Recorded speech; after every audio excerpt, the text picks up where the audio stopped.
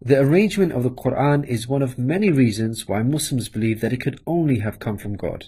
In fact, modern research has discovered a remarkable structure in the Qur'an known as ring composition. To demonstrate this, let's analyze the second chapter of the Qur'an known as Al-Baqarah, the cow. This chapter consists of a total of 286 verses. The entire chapter can be divided into 9 groups based on theme. The first group of verses talk about faith and unbelief. This mirrors the theme of the last group of verses. The second group covers God's creation and knowledge. This again mirrors the second to the last group's theme.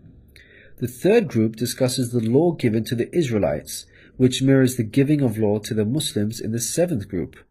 The fourth group relates to the test of Abraham, a mirror of the test of Muslims in the sixth group.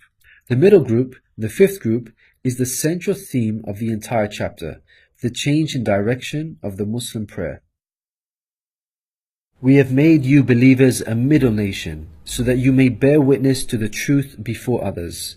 We only made the direction the one you used to face in order to distinguish those who follow the messenger from those who turn on their heels. This turning point was the change in direction of the daily prayers from Jerusalem to Mecca, which represented a big test for the believers. We find the mention of this important turning point in exactly the middle of the chapter, the 143rd verse. Moreover, this verse even contains the word middle. Together these 9 groups form a giant ring composition.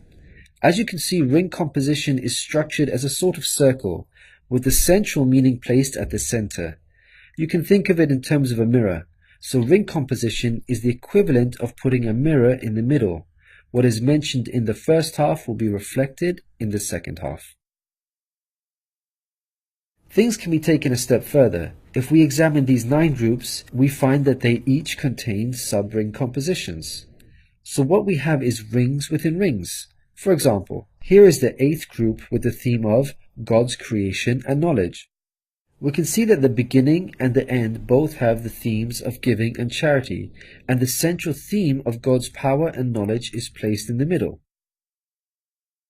Things can be taken further still. This sub-ring contains yet another ring within itself. This is the 255th verse known as Ayat al-Kursi, the verse of the throne.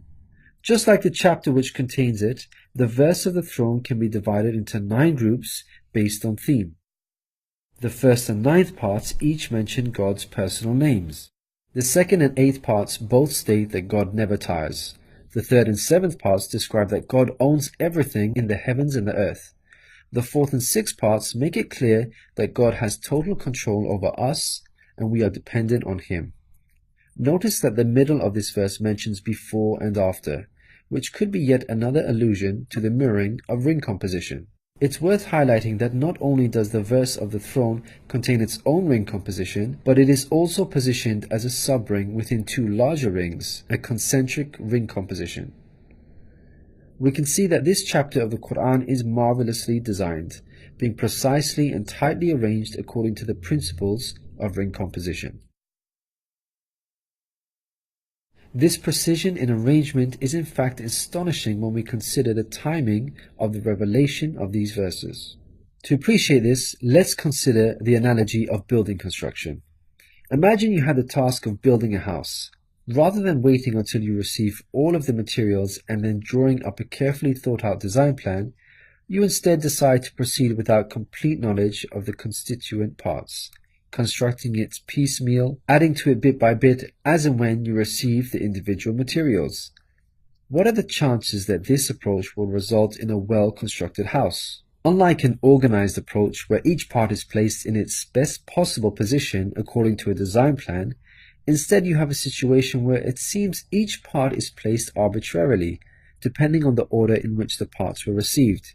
In such circumstances, you would most likely end up with a very poorly designed house, liable to collapse at any time. It is highly unlikely, perhaps even impossible, that this disorganized approach would end up with the same stunningly designed house as an organized approach.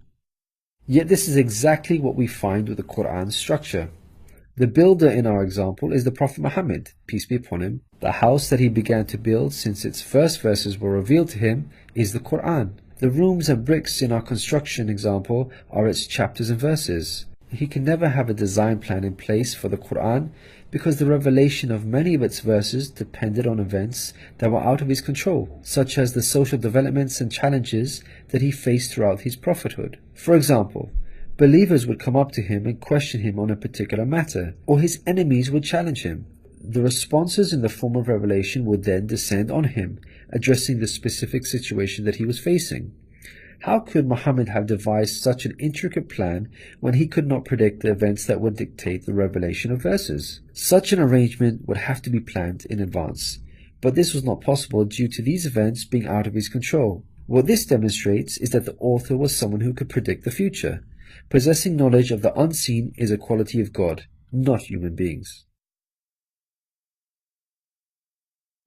Some critics may point out that books prior to the Qur'an had this literary style and therefore we cannot use this as an evidence for the Qur'an's divine origin.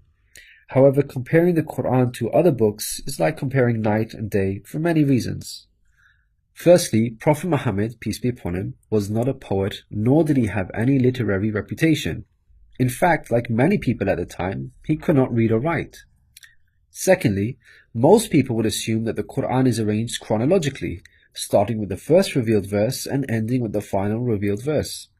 This is the order in which books are typically written, in a logical sequence starting with the beginning, then the middle, and finally the end. But the way the Qur'an was composed is unlike any other book.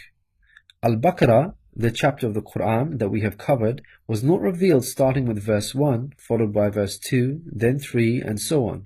Rather, its verses were revealed out of sequence, over a span of many years, and interspaced with the revelation of verses from other chapters. The Qur'an's unusual manner of revelation makes implementing ring composition much more difficult than conventional books. Thirdly, conventional books follow an editorial process by undergoing multiple stages of editing, which allows the author to gradually refine the text over time. However, the Qur'an did not undergo an editorial process. Prophet Muhammad, peace be upon him, would place the verses in their positions as soon as they were revealed to him. With each new verse, he would not go off and review what had been previously revealed to see where he can position them in order to maintain a ring structure. Rather, spontaneous revelation was immediately followed by the placement of the verse, its position fixed. When we look at the history of the Qur'an's compilation, there is not a single instance of a verse being moved around in order to make it fit a ring composition. Fourthly, achieving ring composition in conventional books is much more feasible as the author has complete control over the content, allowing them to plan their structure ahead of time. As we've already seen with the Qur'an, its content was circumstantial as it was tied to events that were out of the control of the Prophet Muhammad, peace be upon him, and therefore he cannot plan a structure ahead of time. Fifthly, the Qur'an was first revealed as an oral recitation, not in written format. With written books, you can easily plan a structure because you can quickly and conveniently refer back to what you have written previously. But with a recited text like the Qur'an, the Prophet Muhammad, peace be upon him, would have had to rely on his memory in order to recall what was previously revealed, a much greater challenge. In light of all these difficult circumstances, wouldn't you expect the Qur'an's structure to be jumbled? What we find against all odds, however, is that the Qur'an contains a remarkably sophisticated structure. The circumstances of the Qur'an's revelation, together with its precision and harmony, represent a compelling argument for its divine origin. Your companion is neither astray nor being misled, nor does he say anything of his own desire. It is no less than inspiration sent down to him. He was taught by one mighty in power.